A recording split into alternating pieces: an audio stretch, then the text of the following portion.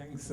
You know, for a minute I was fearing we'll have more people on the panel than there in the audience. But no, we still last session, right?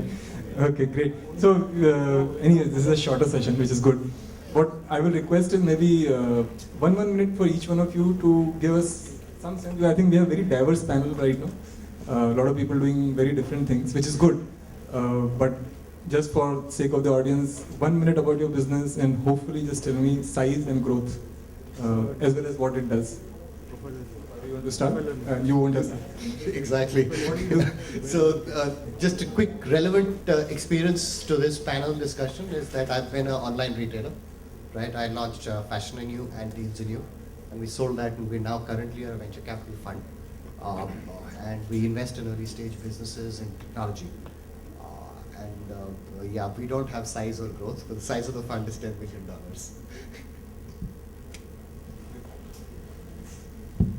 Hi, I'm from Flipkart. Flipkart started its journey in the e-commerce space way back in 2007. Seems like a long time ago, but it's only 6 years ago. We started off in the books business. We scaled up to a certain extent, got into electronics roundabout in 2010. Everybody asked a lot of questions about how a bookseller could start selling laptops and mobiles. Somehow we managed that. We've grown that to a fairly large size business now. The third category of products we entered was about last year when we got into the lifestyle space with categories like clothing, footwear, watches, accessories, so on and so forth. That's a year-old business for us, and I come from that category.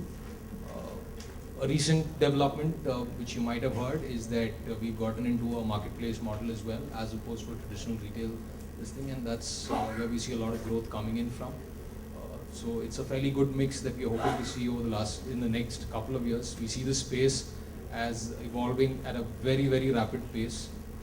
Virtually on a monthly level, we see extremely large changes and shifts in customer behavior, and we hope to make sense of that and hope to service customers to the best of our capabilities. It becomes increasingly big when you start growing bigger and bigger, but we hope to be there and make some sense out of it. So with how large is lifestyle category of Flipkart? So right now it's at a very, very nascent stage. I mean, to quote very, very broad this thing, we've grown about 10 times since we started. About a year ago. In about a year's time. But that's obviously on a very small base.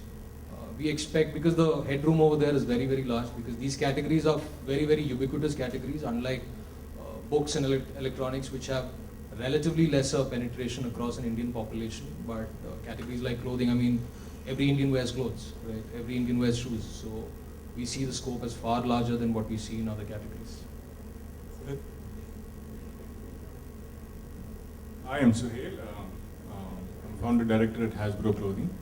We have 3 men's apparel brands: Basics 029, Genesis, and ProBase.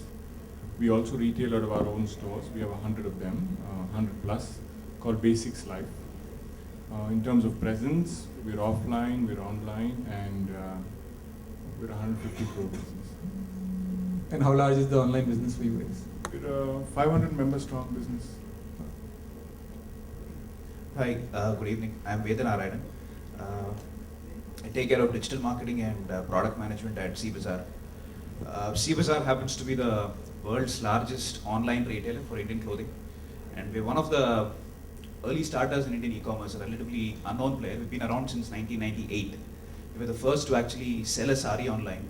We were the first to sell an anarkali suit online, and we've been going along unnoticed as a relatively homegrown entity till the last year or so, wherein we got our Series A funding. And we're still a pretty small company, but we have customers from over 100 countries.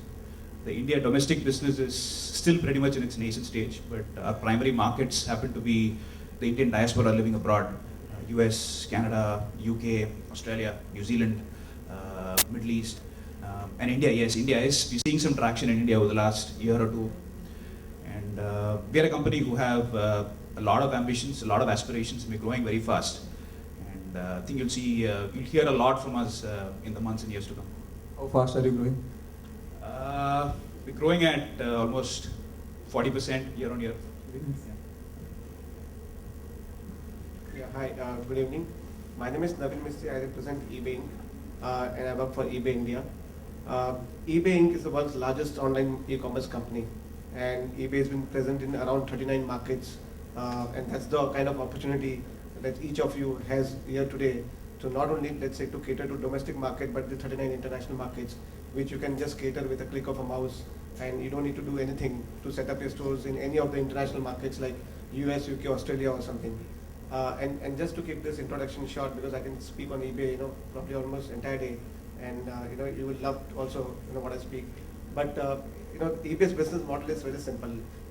We make money when you make money, and that's our, purely, the business, transactions business model, and that's what we really, focus on how do you make money on eBay, because if you're going to get money, we are going to get our salaries, and that's the model. And how fast is the retail export business going? Yeah, so I mean, eBay is into various kind of business. In India, we are into domestic business with eBay.in, focusing on domestic business, and we also have from India entity, we also have an export business, and potentially today, everybody or anybody sitting in this room can be a potential exporter, and because we provide a 39 market platform, you can take this opportunity. eBay's last year, let's say overall turnover was close to around 78 billion. That's the eBay Inc. Size, and we generally don't talk on the country specific figures. We just Retail export, is it been launched? Are there merchants there, or Yeah. still in process being launched? Yeah, I mean that's a good question. Retail export, I mean when you hear this term, it's like very odd term, because export in India is always talked about bulk and cargo, and when you talk to an exporter, okay, come and sell your product online, their expectation is bulk and cargo.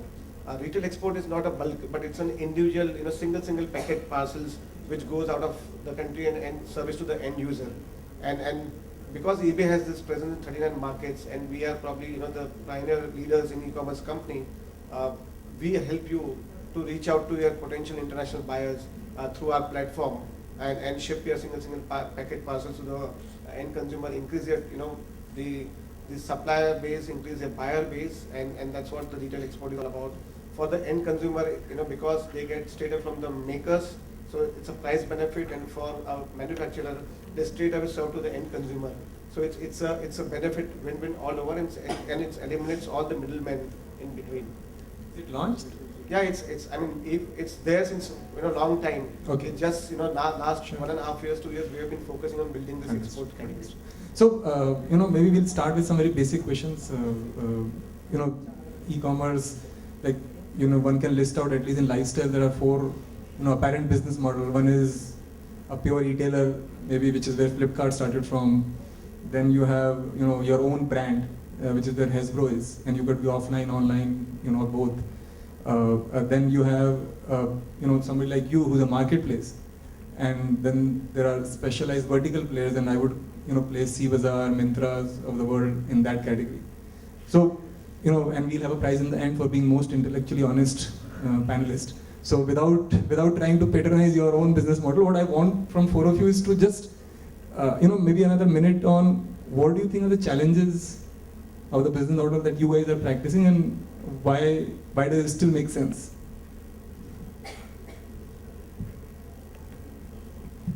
I think the challenge for any business is to find their consumers. That's a basic challenge. I don't think the challenges change whether you're an online retailer or an offline retailer.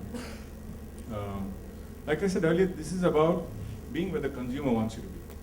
I understand e-commerce as a business has a certain shine to it, but let's not forget that all these businesses were formed to serve consumers.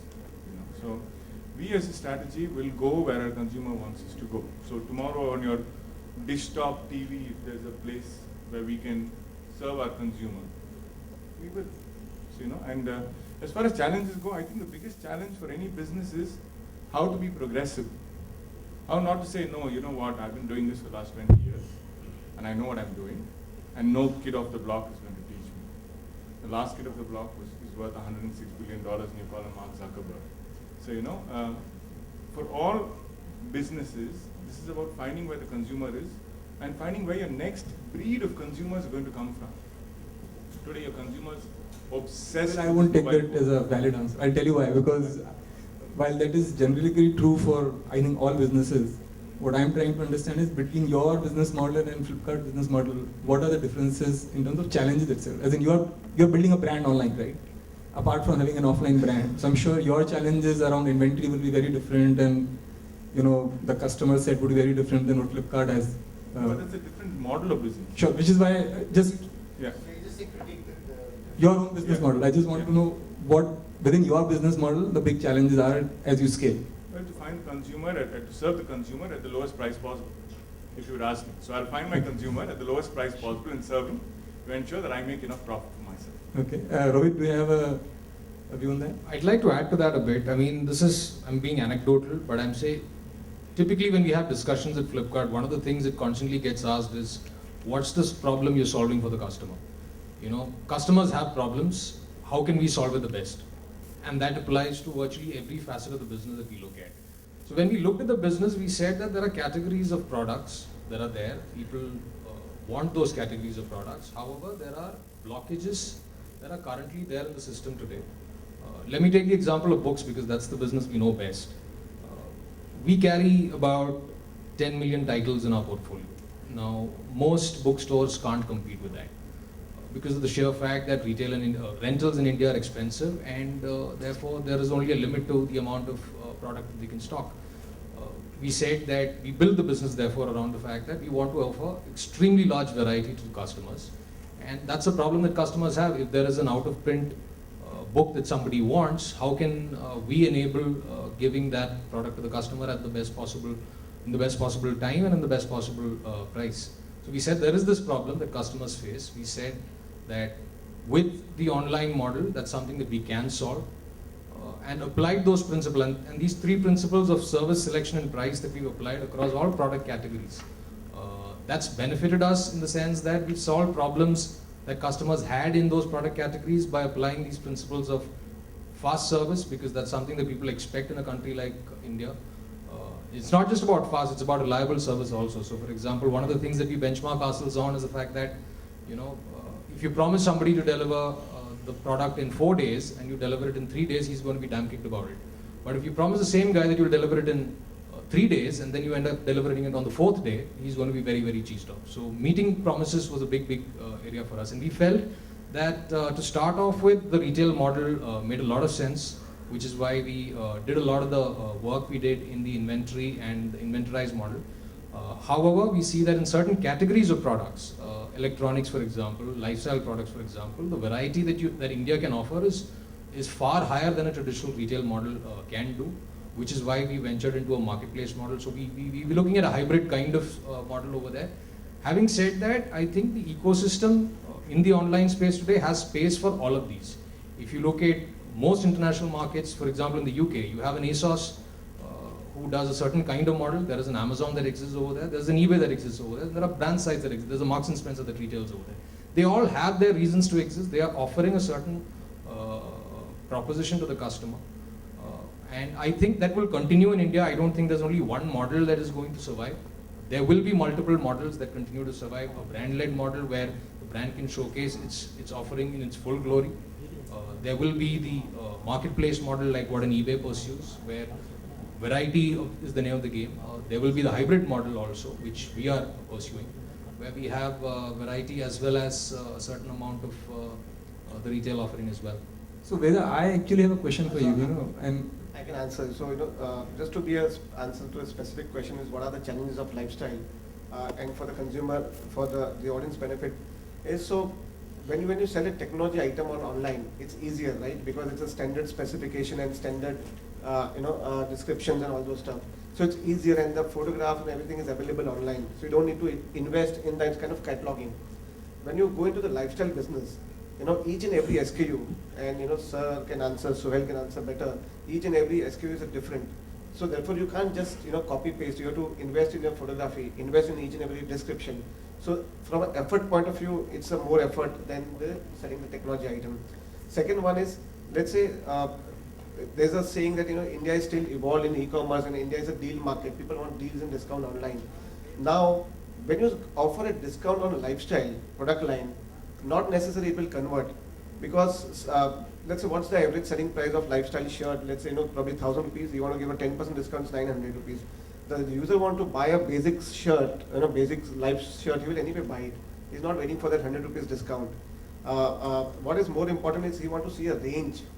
Let's say a brand like Basics who comes on a marketplace like eBay, what consumer looks around is not 20 items from Basics, but he looks around, he wants to see entire catalog of Basics. And that's what his value proposition is. And on lifestyle, there's another problem is the moment you start discounting, people feel, oh, this must be an obsolete or outdated item or probably out of season item. So let's say if basic, shirt is available in Chennai at 1,200 rupees and they run a promo on the site saying it's at 250 rupees only one day offer. The perception of consumer maybe it may be, let's say defects or it may be probably, out of season. So, so what is the right pricing, when to offer, when not to offer? These are some of the challenges, as the industry grows. Can I add my Yeah, two words to that? I want you to give the final verdict on this actually. So I'll let me. So Veda, tell me, as an investor, we always have this question whenever a new company comes as to why would you be able to create a standalone company against a big horizontal player, right? And fashion is one classic category which worldwide has a lot of examples. You look at top 500 US retailers, about 200 to 300 of them are actually selling apparel online. Why? As in, and what leads to that success? Well, speaking for ourselves, one of our key differentiators is our ability to provide customization at scale. So we're able to provide products which... You don't think are horizontals can provide that?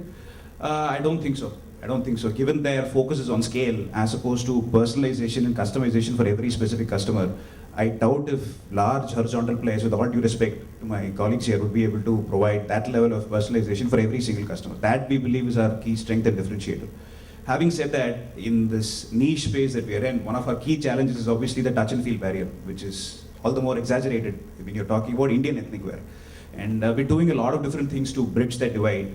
And this problem is all the more exaggerated by the fact that we carry a huge breadth of collections and we don't have a lot of depth in every single design which we sell, right? So marry that with the challenge of inventory which you have. You can't obviously carry a lot of stock. And if you're doing a lot of JIT, then it obviously ramps up the lead time, the delivery lead times that much, which again impacts conversion. So these are some of the key challenges which we grapple with. But your specific question, our key differentiator is yes, customization. What do you think Myntra, why would they survive?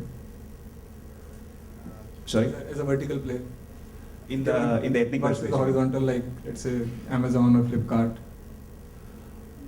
I mean, if you're talking, is your question specific to ethnic wear? No, Or, I'm saying fashion in general.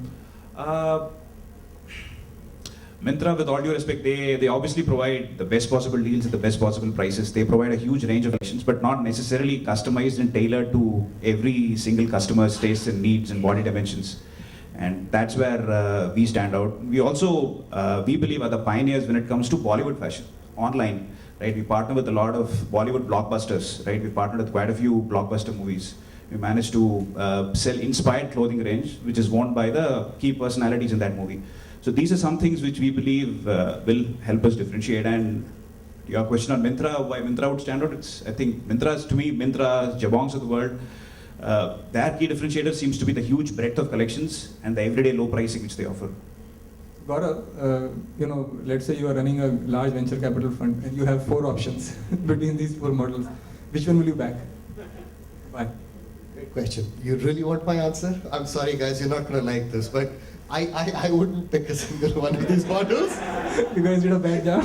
Okay, so here's my take. Okay, I think the biggest challenge with growing online businesses in the fashion and lifestyle space is actual product discovery. Right? There is no lack of products online. Right? If you just sum up the SKUs that all of you carry, right, it's enough to confuse a person for months altogether. Right? Just browsing through those SKUs. Right? So it contrary to some of the things that Naveen said there, I actually think the big challenge in the space is discovery and the ability for the consumer to actually, the hygiene factors that we spoke of earlier, right? If those two are met, right, you don't need inventory, right? Because you're working off, let's just say an affiliate play like a Polymode or a List or something like that is a low technology, is a low cost low capital intensive, right, simplified version where the focus on engagement, right, the DNA is around fashion and discovery, right? I think none of the Indian medical portals till now, right, have been able to create the fashion DNA in their what do you call, let's say in their organizations, right? And you know, frankly, even that's the reason Amazon didn't manage tracking it, right? And you know, they haven't managed creating that DNA of this is the next thing. So you know, you may have a deep database, right? But your ability to engage with them, right? Your ability to constantly innovate with them and mine that database into repeat transactions is not as high. Let me also state that there are a couple of exceptions. So CBazaar, for example, or Utsav Fashion, for example, they've built profitable businesses in the space, right? CBazaar has been profitable for, I think, a long time, right? They've not, Utsav again has been profitable for a long time, right? So contrary to the other businesses, they grow slightly slower, but they build profitable businesses. But CBazaar has been an offline business before it became an online business. It's a family business before that, right? So they brought the functional knowledge of that space, right? They focused on what they know best, and bit by bit they've grown it to the scale that they have. So do you think there is something, it's an issue of the you know, where the founders came from, which was my other question, as in maybe other than Sohail, you know, most of the, because he has built the offline brand first and then come online, but most of the e-commerce companies are founded by people who came from technology background. They didn't, especially in the lifestyle space, if they don't come from brand or, you know, the category background, that knowledge will always remain scarce in the organization. Yeah, so I do think that's a huge factor in the businesses that we have today, right? Fortunately, unfortunately, you know, people like to, they don't like to keep wearing the same thing year after year. My shirt might last me 5 years, but maybe after the first year, I may not want to wear it as often as I did last year. That for me, it's a year. For my wife, it's probably a month or 2 months, right? So let's be cognizant of that, right? So the fact is that how do you, now, let's just say basics in this particular discussion, right? They might have at best a monthly collection, or maybe a quarterly collection, 4 collections a year. Now, if he's got 4 collections a year, how does he engage with the customer on a daily basis, right? That's where the editorial content, the vertical richness, the generation, you know, that whole thematic building of what to buy, why to buy, how to create a new look, how to, you know, that reason to buy, right? You've got to motivate the customer. So a lot of people said that, you know, in fashion and so we used to get almost 6 transactions a year out of a customer in fashion and and people used to ask that, you know, how is it possible? Nobody else is getting something like that. The fact is we worked really hard on our editorial and looks, right, to create that engagement with the consumer in that space, right? I'm not saying we did a lot of things wrong, but we did get some things right. But I think that to a large extent, the Indian fashion businesses, right, discovery is not as much of a challenge because there it's made to order. You basically are picking a lot of things and kind of building your own thing out to a large extent, right? So there the challenge is less, but I think as more and more players come online and each one of them starts specializing in their space, I think once again you're going to see the same challenge there as well. With your point? I'd just like to add 2 points to that. One is that the one that you mentioned, Gaurav, about websites helping customers decide what to buy. Because a lot of customers in the fashion space tend to come online without very clearly defined needs. They have needs of these products, but it's fairly undefined. Unlike, say, in electronics, where you know you want to buy a BlackBerry Curve so-and-so, or you want to buy Dan Brown's so-and-so book, the needs tend to be relatively less defined. And therefore, it is the duty of the retailer, in this case the portal, to also guide the customer into what they think, or there is a point of view which they think might suit the needs well. If you take offline, in that case, you take a Shoppers Stop or a Lifestyle, they do have their private label brands, but they also do showcase a look that is a condensation of what the other brands that they retail are all about. So you go to Westside or you go to a Lifestyle, there is a show window which showcases what the trends are. Now that's one end of the spectrum. There is a large population out there who is not so influenced by fashion trends, but is in the need of products, basic shirts, trousers, t-shirts, and that audience does not tend to need too much of guidance. I agree with Gaurav's point about discoverability because there is only so much that you can throw and then at the table and then expect customers to find out. You need to guide them in a certain way. There are also niches that you can find in this. We, for example, found out that superhero T-shirts were very, very big. It's a category that you don't find offline. You don't know where, say the Man of Steel movie was coming out and everybody wanted Superman T-shirts, but there are very limited options that you have in the offline space where you can go and buy superhero T-shirts. 2 weeks prior to that, we saw massive spikes in orders for superhero T-shirts. So stuff like that, if you can figure out niches where you can scale up well, that's something that retailers can do. Having said that, I think one of the best examples of what Gaurav was mentioning in the international space is ASOS. I think they've done a fabulous job in terms of creating an online brand, in terms of dictating what they think is the fashion look of the moment and deriving a very, very profitable business out of that. So Naveen, I have a question for you. We talked about apparel a lot. What we have not touched upon is the home part, which is this whole soft and furniture piece. Given that you have a very long history of being in India, what percentage of business in India would come from that category? Is it a growing category? Yeah, home needs, home decor, home essential. Technically, even in offline world, these are the seasonal categories. Like during Diwali, you will see a sudden spike. During a holiday season, you will see a spike. It's growing for sure. It's growing at faster pace. On an overall scheme, it may be still less than 25% of 15-20% in that ratio, but it's growing. The niche is that kind of niche is coming now online and trying to buy an item online, and it's just a matter of time where even this category will also explode. Okay. Sohail, I don't know if you've noticed, but there is a craze in the market in last 1 year of people realizing that to earn margin, you either need a private label or you build your own brand, right? Now, given that you come from having built a brand, a very successful brand, where do you think people are going wrong? As in, is it the timing that they think in 2 years I can build a brand? Is it the money that they are underestimating? Is it the team that they are underestimating? Any thoughts? I'd like to add to what Gaurav said, is that we're not looking at selling clothing. Nobody's looking at selling fashion. People buy fashion.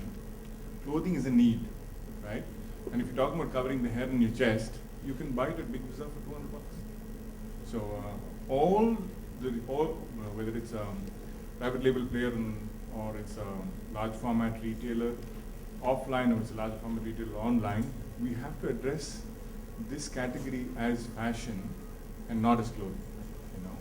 And when we talk about fashion, then like Gaurav rightly said, you have to build blogs.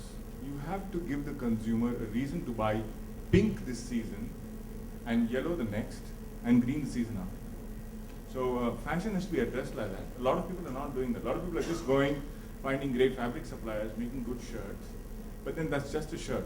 And just a shirt will only command that much of a price, right? So if you want to command a premium, which is what everybody's rushing towards, everybody's looking at the premiums of the top brands and saying, hey, that guy has a 3 multiplier or a 5 multiplier. There's a reason he has a 5 multiplier, not because he got lucky. It's because he gives the consumer the perception and the aspiration that he wants. So a lot of them are not doing that. A lot of them are just making good garments.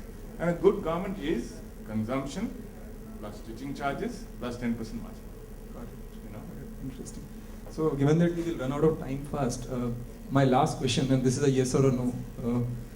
Do you think, and maybe we'll start from your side, Naveen, do you think the industry is ready for disruption with a mobile first e-commerce offering? I think it's just emerging. I can't say that it's ready for disruption, but the opportunity is just emerging. And as you see now, people have started playing in lifestyle, fashion categories. And I think still there are like 2-3 years to go to evolve. And just to clarify my question, the question was that there is no online offering for that particular company. It's only mobile. Yes, Yes or no? Probably it's still nascent stage. Probably it will take 2 years for people to buy fashion on mobile. Veda? No, I don't think the market is ready as yet. How about you, Sohail? Smartphone penetration in India is absolutely low. So I think it'll take a while. Right. I would agree. I don't think it is at a stage where it's going to do anything. Because simple thing I'll tell you. when we did lifestyle products on Flipkart, we realized that you had to show large images. You had to show when you roll over, you zoom the product because people want to see that. You're not giving them the opportunity to try on the product. You've got to recreate the effect or the experience of shopping in a store as close as possible. A lot of that is not possible today on mobile because of sheer screen size. I mean, it's difficult for people to browse through. I don't see screen size. There's a limit to which it can grow, otherwise it starts looking like a diary against your nose. I've seen those phones as well. So at the moment, I don't think so. Gaurav? So I'll conveniently break your question into two parts, right? I'll read the first part as, is the industry ready for disruption? And the answer is yes, very much so. I think that there is a huge opportunity for disruption in the fashion space. I think the way we have seen fashion, if you go to and with all due respect to all the major players, if you go to a Yebi and a Myntra and a Flipkart and a Jabong, right? It's the same brands put out in the same way. You can just, I'm there. Therefore, buy from me, right? And that is the incumbency factor that indicates that something is ripe for disruption, right? And is this industry ripe for disruption? Yes, it is. Is mobile going to disrupt it in the short term? No. It's probably a few years away from that. Great. And one lesson I have is when everybody is saying no, there is actually a yes hidden somewhere out there. So we'll open this panel for questions. If you can just point out exactly whom you want to ask the question, that will be great.